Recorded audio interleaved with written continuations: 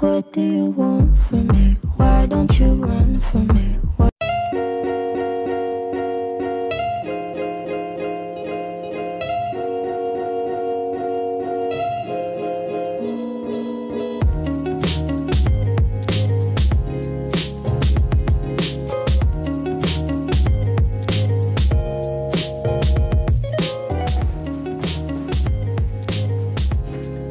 Сәлем достар, сіздер мен Бекзат және менің арнама қош келдіңдер. Точнее, менің влогыма. Бүгін мен влог түсіріп жатырмын, яғни бүгін бізде 6-шы күн. Мен көптен бері влог түсірмедім, 2 аптадай. Бүгінгі күнімді сіздермен бірге өткіземін. Сіздерге қызық болса, видеоны аяғына дейін қараңыздар. Яғни менің сендерге айтатын жаңалықтарым көп.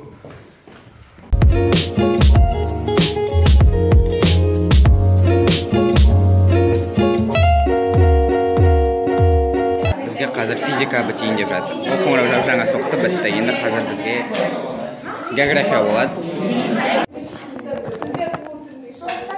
Бізге қазір тарих болып жатыр, 4-ші сабақ.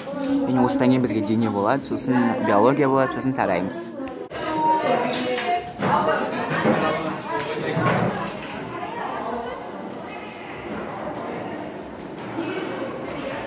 Қазір біз 15 минут қоңырауда коридорға шықты, өткені бізге дезинфекция жасайды. Яғни күн сайын 4-ші сабақтан кейін біздің кабинетте жуады, өткені бізде карантин.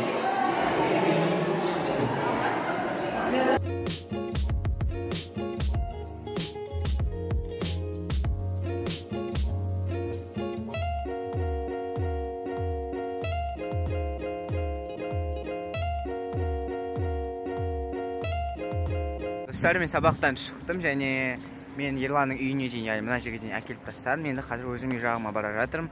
Менің қазір кішкене видео түсіруге құлшынысым дұрыс болмай тұр.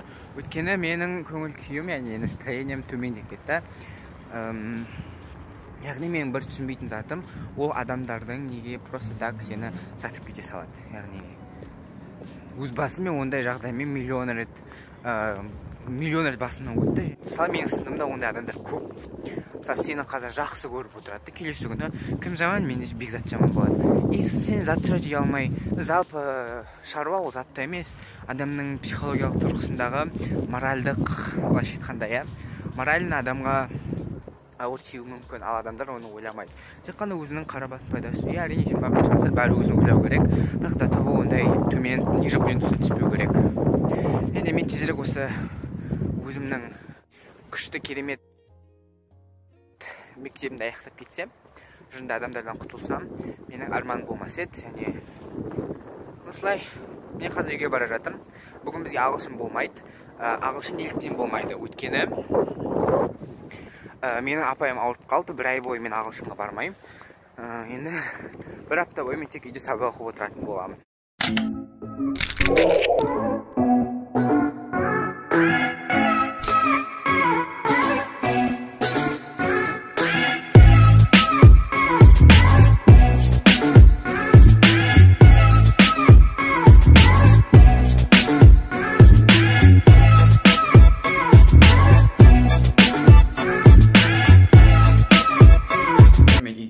Және мен қазір сендерге алған заттарымды көрсететін боламын. Және ең басты мен қуанып тұрған затым ол мінекей, яғни ол мынандай рамендар. Және де мен бұларды бірінші рет жейтін боламын. Және алдағы видеоларда мен осылармен видео түсіремін. Және мен бұларды көптен бері іздедім және мен таптым. Мінекей. Және сол магазиннің ішінде мынандай әртүрлі приправалар сатты. Біз толтырып алыппыз приправаларды. Мінекей мынандай әртүрлі. Типа, тұра берсін, бостан-босқа далаға шықпай-ақ дедік. Сосын мына жақта май, сүт, андай. И мына жерде корейский және мынау корейский салаттар, яғни саңырауқұлақ, тағы да басқа. Қазір сағат 8-ден 4 кетті. Мына жерде менде творческий беспорядок, егер де оны бұлай атауға болатын болса. Және мен кеше супермаркетке барғанда мынандай бір кішкене словарь сатып алдым. менің подписчиктерім білетін шығар, мен ағылшынға қатысатынымды, және де мен ағылшыннан бөлек басқа бір тіл үйренгім келіп жүр. Мен испанский үйренгім келеді, немесе польский, немесе французский, итальянский, короче, қай тіл маған оңайырақ келеді, сол тілді үйренетін боламын, және осынша сөздер жазып үйреніп бастаймын. Және де манағы сендерге мектептегі карантин жайлы айтып кетсем, біздің сыныбымызды карантинге жауып тастады. Февральдың 22-сіне дейін біз бір кабинетте отырамыз, асханаға, коридорға шығамыз, бірақ басқа мектепте жүре алмаймыз. Тек келеміз, кетеміз. Апайлардың өздері біздің кабинетке келеді, яғни біз Б блокта болсақ, ал апайлар бізге А блоктан келеді. Және бұл керісінше маған ұнайды, өйткені біз бір кабинетте отырамыз, анда-мында жүрмейміз, және бұл өте ыңғайлы. Және сабақтарда арасында дұрыс болмайды. Мен жақсы көремін оны. Видеоны сызып жуатам басып, мен каналыма тіркеліп колокольчик басып кетуді ұмытпа. Видеоны соңына дейін көргенің үшін тағы да